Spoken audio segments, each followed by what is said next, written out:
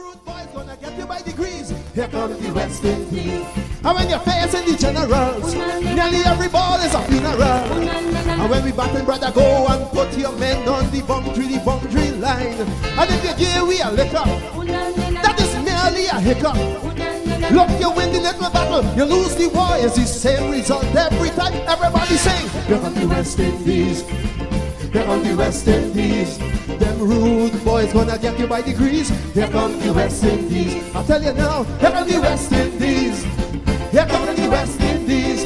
Them bad boys gonna bring you to your knees. Here comes the West Indies. Special request to the Trini posse. And what about the Guyana posse? And what about the Jamaica posse? And welcome to our first edition of West Indies Cricket 101, coming to you compliments of Politics 101. Well, West Indies cricket continues, but it continues to disappoint so many of us. They've selected squads to go to South Africa to play 2 test matches, 3 one-day internationals, and 3 T20s.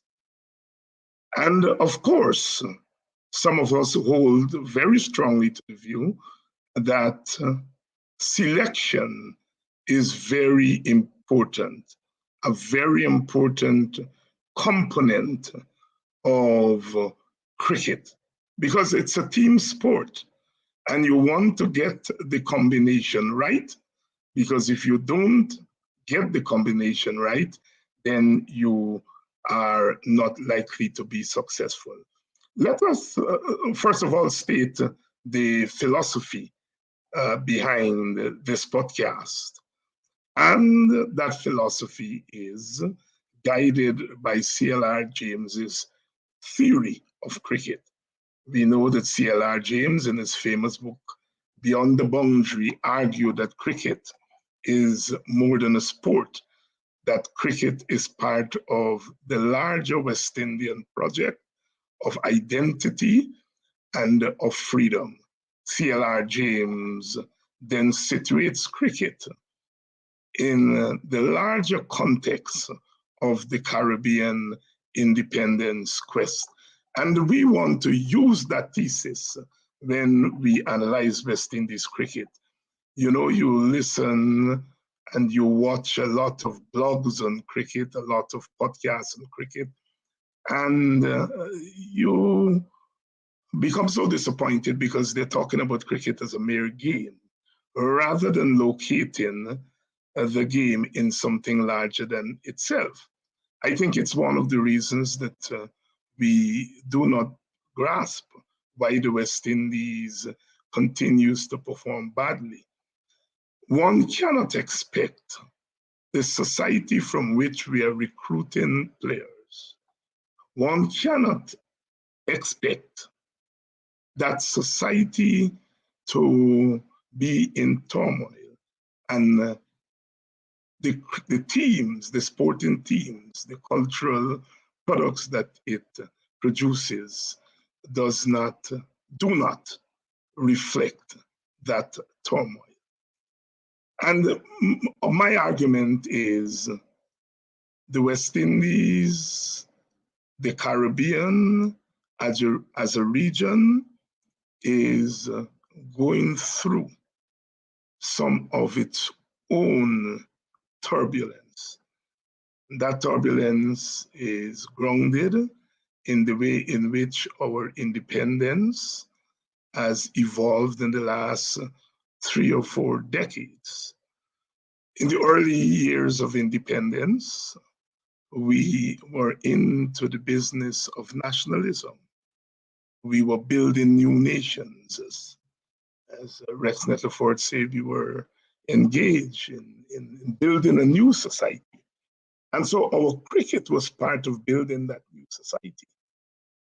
That new society, which was evolving out of plantation, and moving into being nation. And so you found in the first 2-3 decades of independence, we were engaged in something serious. And our cricket reflected that. It is no coincidence that in 1950, the West Indies is beating England for the first time in England. And it is a period of decolonization. Independence is coming. We are beating England at cricket. We are creating reggae music, a new musical genre coming out of the Caribbean. And as we move through the decolonization period, and we come to the late 1960s with the advent of the Black Power movement and the radical movement, the Caribbean radical movement, it is no accident that we created a theme that reflected that radicalism that was so much present in Caribbean society. We are beginning that journey in 1974 as a young West Indian team under Clive Lloyd leaves for India. And it was around that same time, but Bob Marley bursts onto the scene and produces Catch a Fire. You see, society moves in a certain way, and the popular culture draws from the energy of the society that we could produce a Vivian Richards, perhaps the most political cricketer of all times.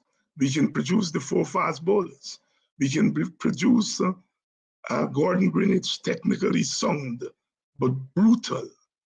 And if one looks at the documentary Fire in Babylon, one gets a sense. We look at the Michael O. Holden, the rhythm and the poetry of the Caribbean in his run-up, but fast like lightning. You see, the society was on the move, and so our cricket was on the move. And as we move further and further away from independence, and we begin to create new generations, the logic of the very thing that we are fighting for, and that is freedom.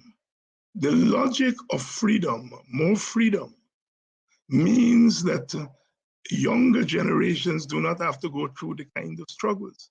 So by the time you get to the Laras, and later on the Chris Gales and Bravo and others, they are the inheritors of the struggle of the glory team from the mid-1970s to mid-1990s. And so their attitude to the nation is not the same. It is not the same. It is no accident that they're not playing for the nation, they're playing for themselves, because the notion of individualism had crept into Caribbean society. And it was not only in cricket, but in academics, in politics, definitely. And so therefore, we are producing superstars, but these superstars do not see nation building as part of their mandate. And so here we are in 2023, and we are continuously mourning that the West Indies cannot seem to get together. Just when we thought, well, the generation of Bravo and Pollard and Gale, that generation has moved on, and this new generation will come with a new consciousness. We see the new generation, this present generation of young cricketers, continuing the tradition that was set by Brian Lara and later on Gale and others, that they're seeing about themselves. And why not? Why not? If they think that the nation does not guarantee them security, and they have an opportunity to go after financial security, why not? But while the other cricketing countries around the world seem to be finding a way to accommodate this desire by the cricketers to see about their future, while at the same time playing for the nation, giving back to the nation. We in the Caribbean seem not able to do it. And so, as we stumble from series to series, and we continue to disappoint the region, and the stands continue to be empty except for T20 matches, we are reflecting on something larger that is happening in the society. Our cricket is not going to be fixed if the Caribbean sense of itself is not fixed. And we have stumbled in terms of our own sense of identity. We have stumbled in terms of our own sense of our quest for real independence. With all the changes in the world and the internet and all the new technologies, one cannot expect the young people today to behave in the same way as young people did 40 years ago. But having said that, we continue to worry. We continue to hope that, yes, West Indies cricket will make the right turn someday. As we always say, after a solitary win here and there, that we have turned the corner. And every time we seem to have turned the corner, something happens and we come right back to square one. So with those introductory remarks, I want to agonize over the teams that were selected, the squads that were selected for the tour of South Africa. The test squad, the less said about that, the better. I don't see that squad competing against South Africa. And South Africa is not at its best. It has lost some of its best cricketers and they are rebuilding. But even with a not so strong South Africa team, I do not see how our test team is going to be able to win. I may be wrong, but when I look at the team that was selected, when I look at the team that was selected, I'm saying there is selection madness. I'm a believer that you must always put your best team on the park. Our bowling seems okay, but our batting, Craig Braithwaite or Braffett and Tej Narayan Chandapal seem to be the preferred opening combination. They're both grafters. They will spend time on the crease. They will take their time.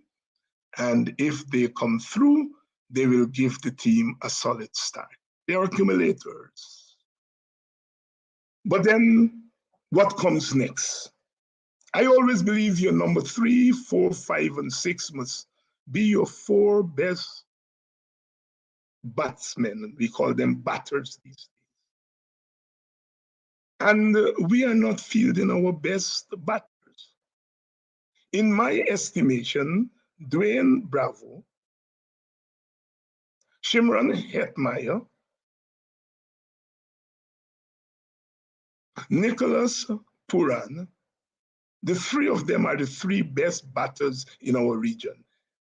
And this is a cross format, because I believe that if someone can bat in test cricket, they can bat in one-day cricket, and even in the T20 version. And so therefore, I would put my 3 best batters, Bravo, Puran, and Hetmeyer.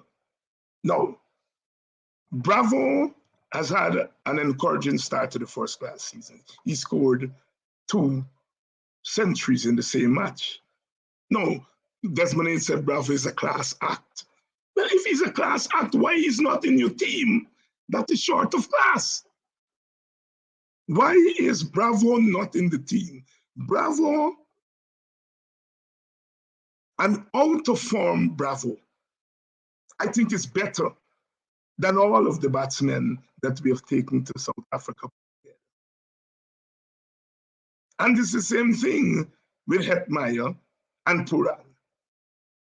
What is preventing Puran from playing Test cricket? A couple of years ago, when they were in New Zealand, he played a couple of first-class matches and indicated that he would like to play Test cricket. Is there a conversation going on between the selectors, the board, and Puran? It appears not. Puran is available for the Test matches in South Africa. What is preventing Puran from going to South Africa? Play your best batsman, your best batsman. Shimron Hetmeyer, I think it's in the same class of Bravo and Puran. But we don't know what is happening with Hetmeyer. I think Hetmeyer has not shown the kind of maturity that those of us who support him would like to see him. But he's too important a West Indian player not to be in your teams. Shimron Hetmeyer should be playing Test cricket, one-day cricket, and T20. And I think if you have an opening pair of Chanderpaul and Brafitt, and you have a 3-4-5 with Bravo, Hetmeyer, and Puran, it lifts the quality of the team. Now, I don't have a quarrel with the bowling as it is, although I think that apart from Alzarri Joseph, there is not much bite in the fast bowling attack. I would have opted for another out-and-out fast bowler. And as we look around, Odin Smith seems to be out-and-out fast. I took a good look at Lunsford Beaton in the 2 opening matches of the first class, and he is quick and he seems to be back to his best before he was called for a suspect action. He seems to be back at his best and brimming with confidence, and he's quick. And I would have had Odin Smith and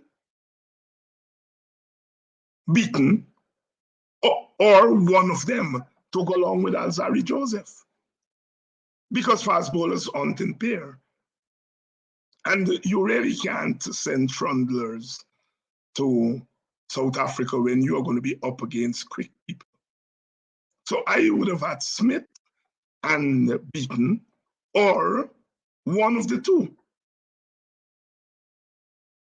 to go to South Africa. Then we come to the spin bowling. Moti had a good tour of Zimbabwe. Those 2 Test matches, he performed sensationally. But that's against Zimbabwe. We'll have to see how he goes in South Africa. So I have no problem with him going to South Africa. But I think the second spinner should have been Cornwall. Yes, Rakeem Cornwall. I think the West Indies selectors and the West Indies board are doing that young man a grave injustice. And I think they are tampering with his right, because it now becomes an issue of right as far as I'm concerned. Yes, he's big in size. So what? He's not the first big in size person to play Test cricket. I remember when I, as a young man, started to follow cricket way back in the late 60s, early 70s. England had Colin Melbourne, He was big. He was big. Colin Cowdrey was by no means small. Why is the West Indies? Why are the selectors leaving this man out? He's a better batter than many in the team. He's the best spin bowler in the region. And he may not be as mobile in the field. He's not mobile in the field, but this is Test cricket. In Test cricket, you will have at least one close to the wicket fielder, whether in the slips or short leg or short mid wicket or short cover, something like that. I think it's discrimination not to play Raheem Cornwall. He should have been going to South Africa. And I would take Cornwall in my team and bat Cornwall at 6. I will bat Cornwall at 6 behind the 5 batsmen that I spoke about, with the keeper coming at 7, followed by 3 fast bowlers and Moti. That would be my ideal 11. But the West Indies selectors are obviously not thinking logically. Not thinking logically. It is not so much about who is in the team, but who are not in the team. Who are not in the team. Put your best team, put your best squad on the park. Now we come to the limited overs team. One Day International and the T20 teams.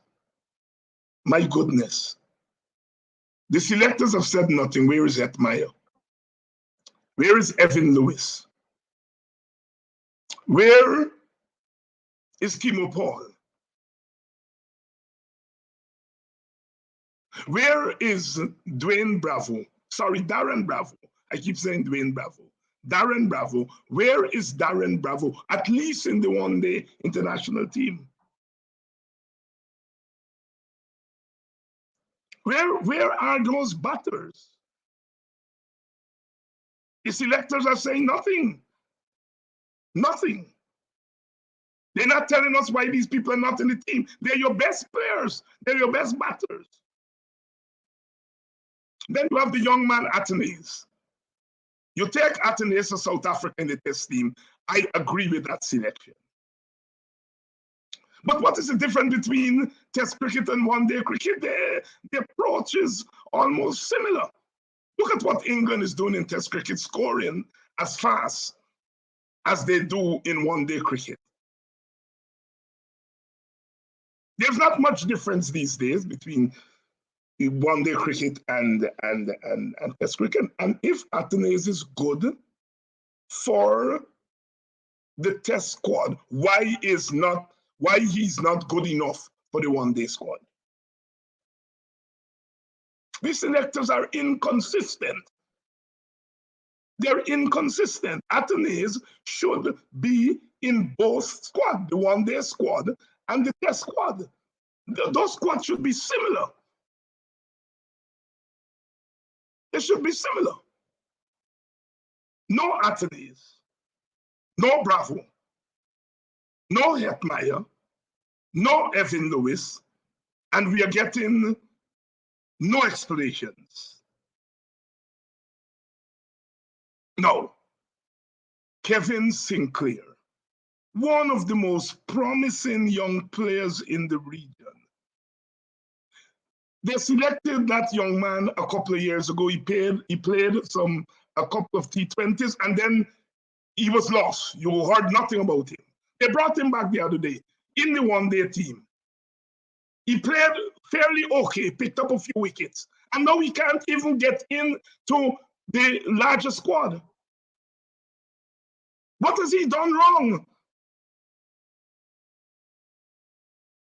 Look at what he's doing. Right now, he's in form as a batter and a bowler and a good fieldsman and enthusiastic cricketer. Yet he cannot get into either the T20 team or the one-day team. Total madness. This is what pushes these young men to go away and, get into franchise cricket and turn their backs on the West Indies. It's an injustice to Kevin Sinclair. Grave injustice.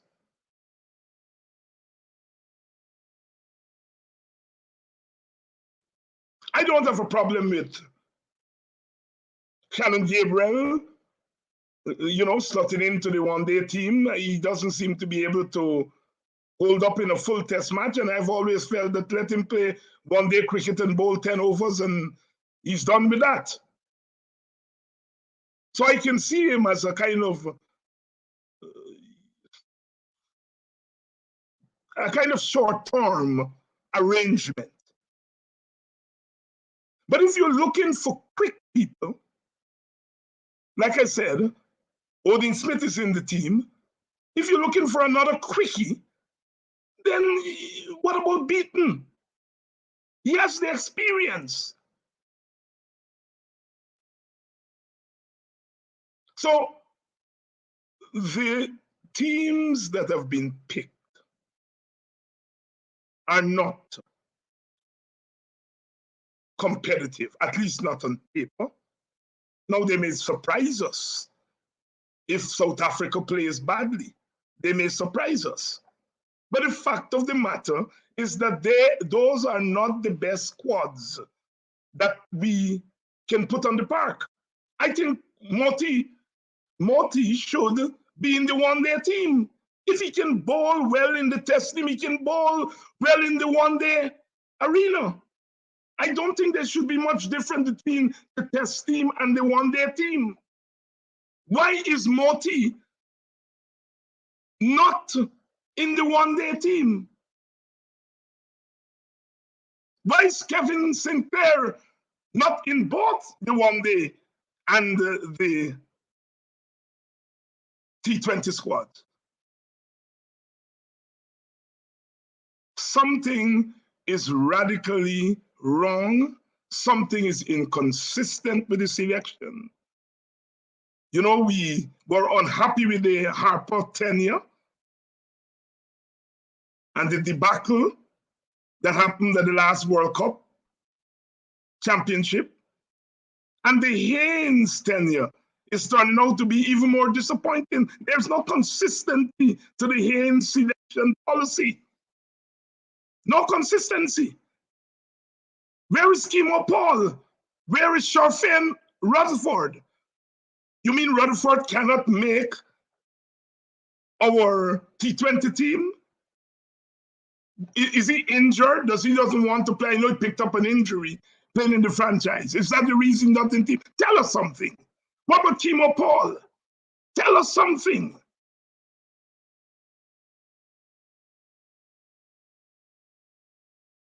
The selection has left a lot to be desired.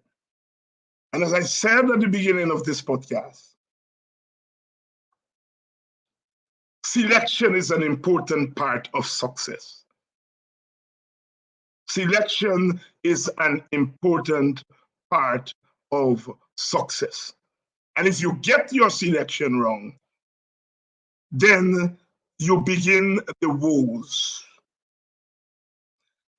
We don't have the kind of cricketers, like I said, who are going to go out there and fight for the nation. No, some of them do have a sense of consciousness, but generally they don't. And we can't blame them too much. But at least put the best combination out there. Why is Bravo not playing in the test and one-day teams? He's a class act, but yet you leave him out. The other nonsense I hear all the time, Shea Hope has flaws in test cricket. What nonsense. This is a man that is turning out runs in the one-day arena, which is not different from the test arena. Yet you're picking him for one day, making him captain, and he can't play test cricket. What is it? What is there something about test cricket that is so radically different from one-day cricket?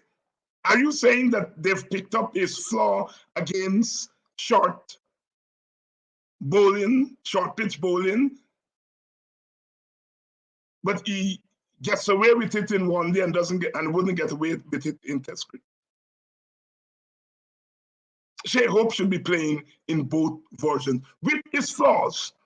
The only way you're going to be able to iron out your flaws is you have to go out there and stick it out.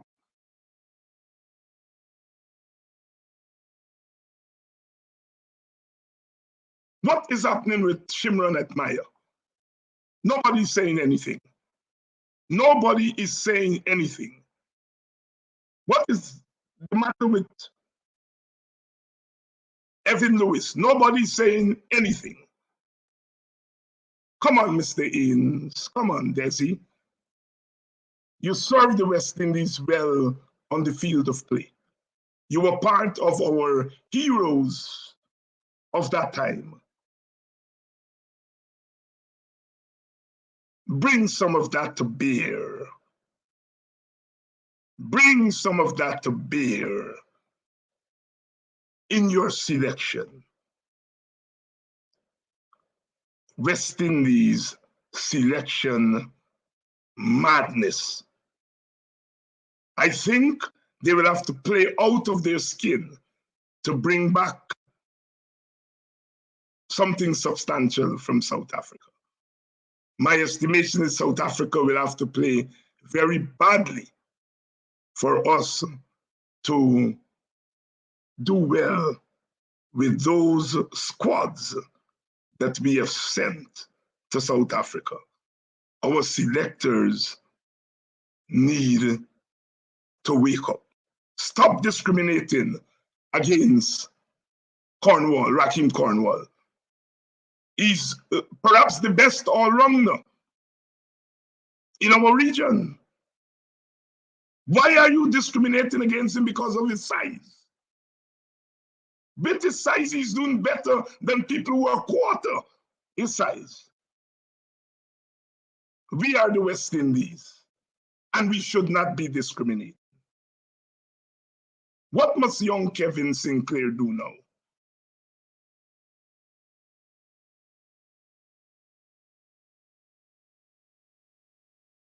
Let's do better. Let's do better. This is David Hinds on the Cricket 101, West Indies Cricket 101. Please go and find our YouTube channel, West Indies Cricket 101 with Dr. David Hinds, and subscribe to that channel. Subscribe to that channel. Until the next time, here's hoping that we continue to support the team. We have no choice, but we have to put pressure on our selectors to begin to do better. Put your best team on the park.